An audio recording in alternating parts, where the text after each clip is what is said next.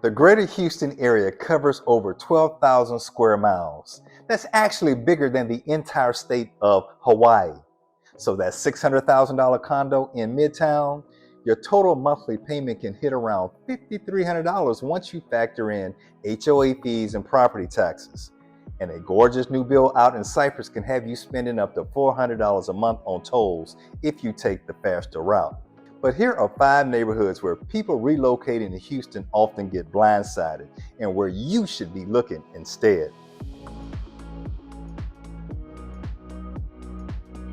Now, one thing about Houston that nobody tells you until you're already here is that this isn't a compact city where everything is just 15 minutes away. Now, like I said earlier, the greater Houston area covers over 12,000 square miles, which is actually bigger than the entire state of Hawaii. Now, what look like neighboring suburbs on a map in Houston can mean completely different lifestyles. I'm talking differences in commute times, toll road costs, walkability, and even property taxes that can swing by thousands of dollars just by crossing a city line. So those monthly costs go way beyond just the purchase price, and they're often expenses most relocators never see coming. But I'll explain more of that in just a moment. And by the way, if we haven't met, I'm Travis, a Houston real estate expert. I've been helping families buy and sell homes across the Houston area for years. On this channel, I break down what life is really like here, the pros, the cons, and the things that most people don't find out until after they buy. So whether you're thinking about moving to Houston or you already live here, you'll definitely want to pay attention to what I'm about to share. First, you need to understand the geography of Houston because photos online make everything look pretty similar. The prices may seem close, but the day-to-day reality can be completely different.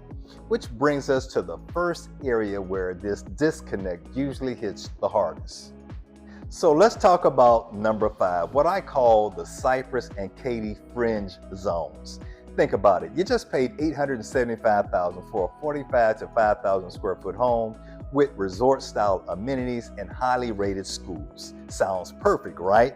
But then month 2 hits, and now you're realizing that depending on your commute, you're choosing between spending hundreds a month on toll roads to save time, sitting in heavy construction traffic, or driving further than you expected for everyday conveniences. Now, you don't have to take toll roads to live in Cypress or Katy, but depending on where you work and how you value your time, a lot of people just end up using them anyway. These areas sit roughly 30 miles outside of downtown Houston, along major routes like Highway 290, I-10, the Grand Parkway, and Barker Cypress. Now, don't get me wrong, these are great communities, but the day-to-day lifestyle is very different from what the listing photos may make it look like. I mean, Katy ISD is an A-rated district for overall student achievement. The homes here can be massive. We're talking over 4,000 to 5,000 square feet of brand new construction. You've got master plan communities with resort-style pools and amenities everywhere. The median home price in some of these Katy fringe areas are now around $800,000. But here's what the photos don't really show you. If you're commuting toward downtown Houston, you're easily looking at 45 minutes to over an hour during peak hours, depending on traffic and construction. And that's if you use the HOV lanes. Now, you don't have to take toll roads again to get into downtown Houston. 290 or I-10 will get you there. But if you choose the toll lanes to save time, that can easily add $300 to $400 a month before you even think about gas. And by the way, the renovation costs that we're going to be talking about in just a few minutes, when you stretch those over a 30-year mortgage, can end up adding about the same total amount. But I'm getting a little bit ahead of myself. Let's get back to Katy and Cypress. Now, the stores are really starting to catch up in these areas. I mean, out in Cypress, you've got places like HEB, Costco, the Houston Premium Outlets, and more retail continuing to open and expand. But depending on exactly where you live, you might still be driving 10 to 15 minutes for certain groceries, dry cleaning, and everyday errands. And with major routes like Highway 99 and parts of 290 still under construction, you're dealing with ongoing road work. They've completed some overpasses and improvements recently, which has definitely helped out, but it's still very much a work in progress. But during rush hour, it can feel like a parking lot, sometimes even like a zoo. If you're moving from somewhere where a 15-minute commute and close convenience was normal, this is going to feel very different.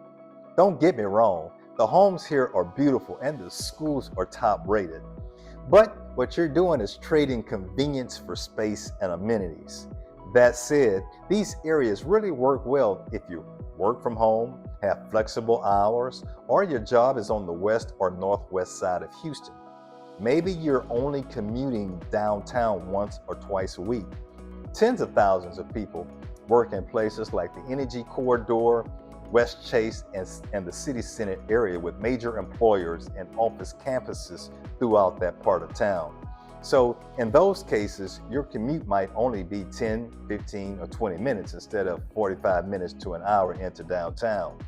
But if your office is in the Galleria, the Texas Medical Center, or near Hobby Airport, you're probably looking at 50 to 75 minutes each way.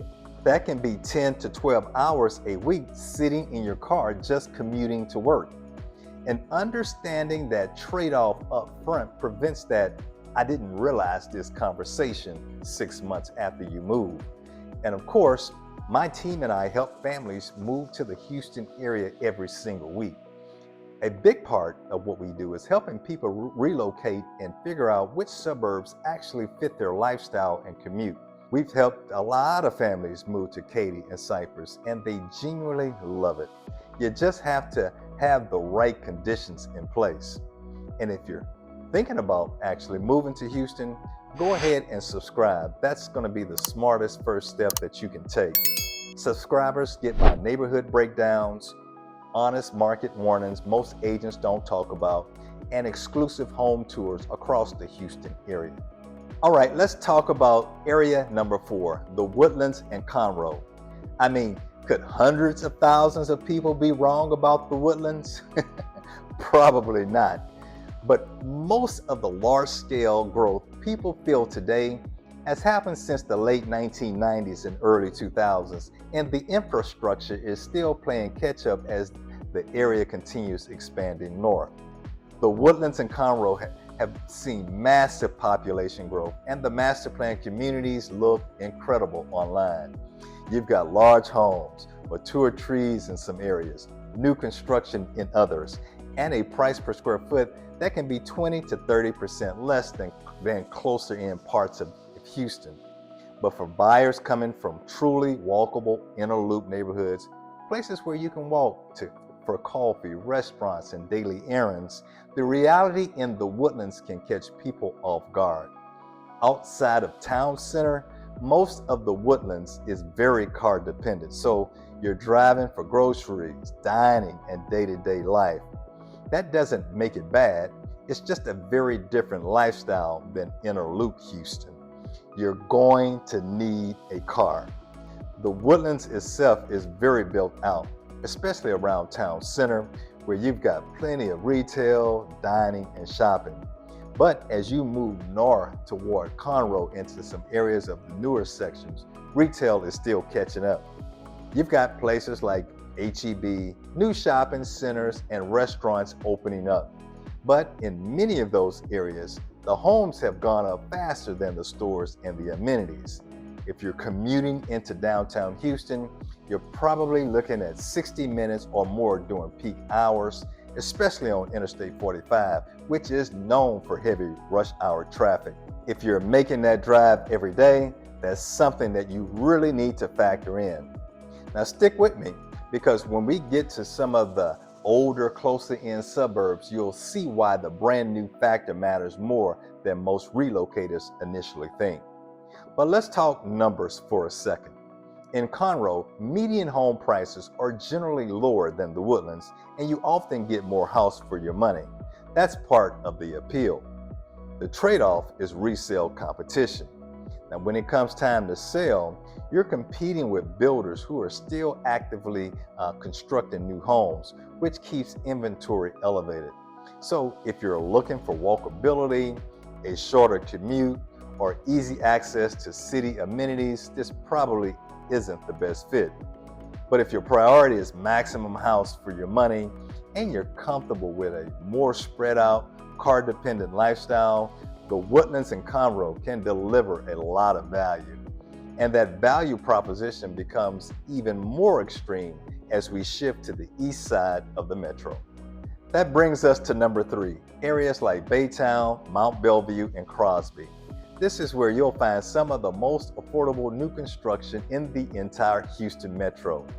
Median home prices in these areas are often in the low to mid 300,000s, and that pricing is very real. The trade-off is the commute, 60 minutes on a bad day, and the fact that you're geographically separated from what most people think of as Houston. We're talking about brand new homes with 4 to 5 bedrooms, roughly 3,000 square feet, sometimes on larger lots at prices you just can't touch anywhere closer in. You're also seeing a lot of newer schools and campuses in these areas. The neighborhoods can feel fresh, and if you're watching home tour videos online, these communities can look like total no-brainers. But here's the reality check. It doesn't really feel like Houston. It feels more removed from the core of the metro. And for some people, that's actually a plus. You get more of a small town or semi-rural feel out here. Your main travel routes in and out are going to be I-10 East, Highway 90, and Highway 146, and those can back up pretty quickly. Commute times can swing anywhere from 35 minutes to well over an hour depending on traffic, accidents, or construction. There are road projects planned and underway that will help out, but we're still years away from those being fully built out. Retail, restaurants, and entertainment are still in the early growth phase in many of these areas. So if you move to Houston for access to the job market, culture, dining, and entertainment, this part of town can feel a little cut off from all of that. You're getting incredible value in new construction, but you're going to be giving up easy access to what really makes Houston feel like Houston. Now, this works really well if you're okay with a more spread out lifestyle, if you work remotely, or if your job is east toward Baytown, Pasadena, or the Ship Channel area. But if you picture Houston as that mix of city and suburb with quick access to everything, this may miss the mark. So now let's flip that and let's look at areas where proximity is the selling point, but the condition of the homes become the challenge. And that brings us to number 2, some of the older, closer in Houston neighborhoods like Spring Branch, Oak Forest, and Garden Oaks. Here, proximity is the big advantage. Instead of a 45 to 60 minute commute, you're often 15 to 25 minutes from downtown Houston. You're closer to jobs, airports, and all the city amenities. At first glance, the price looks great compared to new construction further out until you walk through the actual house. The kitchen remodel you budgeted at $30,000 or $40,000 might actually be $50,000 to $60,000. And that's before we even talk about foundation. Median home prices in Spring Branch are often in the mid 400,000s, while Oak Forest and Garden Oaks can push higher depending on the pocket. It can feel like you just found that hidden gem, great pricing and close to everything. But most of the housing stock here was built between the 1950s and 1980s. So you're talking smaller homes, smaller yards, older layouts, and finishes that may need updating. Kitchen remodels can run $30,000 to $50,000. Bathrooms might be $20,000 to $30,000. You could also be looking at foundation work. This is Houston, and we have clay soil plus roof replacement, HVAC systems that are 20 to 30 years old, and plumbing updates. So that $450,000 home that looks like a deal compared to a $750,000 new build can quickly turn into another $80,000 to $100,000 just to get it where you want it to be. Now, if you love older homes with character, mid-century modern or classic ranch styles, these neighborhoods can be fantastic. Spring Branch is incredibly diverse with a great food scene. Oak forests and garden oaks have mature trees everywhere, and many of the homes have already been beautifully updated. Some of my favorite houses in Houston are actually in these neighborhoods. But if you find one that hasn't been updated yet, be ready for a project. If you're expecting turnkey, move-in ready, you find less of that here compared to the newer suburbs. On the flip side, if you're open to renovations, you can often add value and build equity because updated homes in these areas are in high demand. If you like a fixer-upper and want proximity, this can be a great path.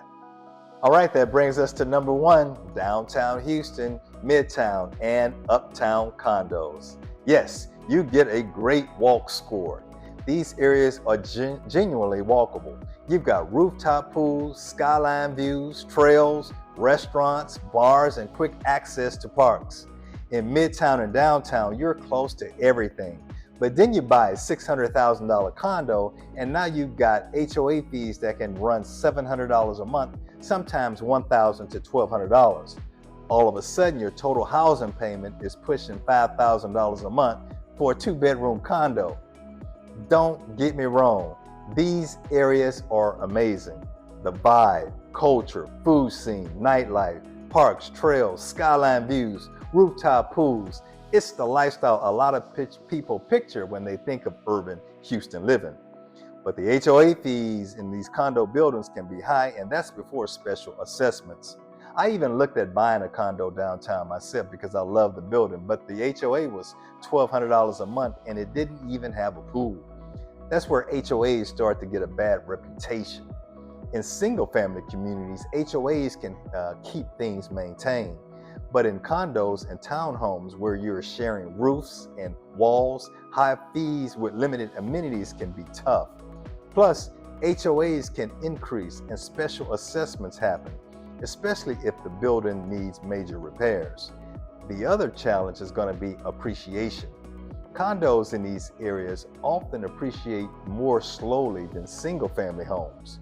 You're also dealing with parking limits, guest parking fees, pet restrictions, neighbor noise, and sometimes more complex financing depending on the building.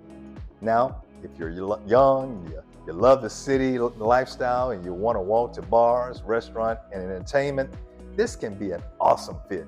But if you're relocating to Houston and you want some space, value, a yard, and new construction, this probably isn't the best option. And that's really the point of this video.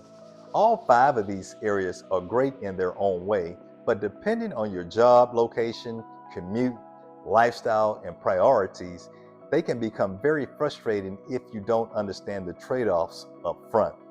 Whenever we hop on a call or a Zoom, the first thing that we're going to do is walk you through your situation, where you'll be working, your commute tolerance, timeline, family needs, and what truly fits your lifestyle. We love helping people relocating from out of state to figure this out. If you're thinking about moving to Houston, make sure that you subscribe so you don't miss the neighborhood breakdowns and the market updates that we share every week. And I really would love to help you personally. All of my contact information is in the description below. Reach out anytime and we'll help you make a smooth move to Houston. And until next time, we hope to show you around town.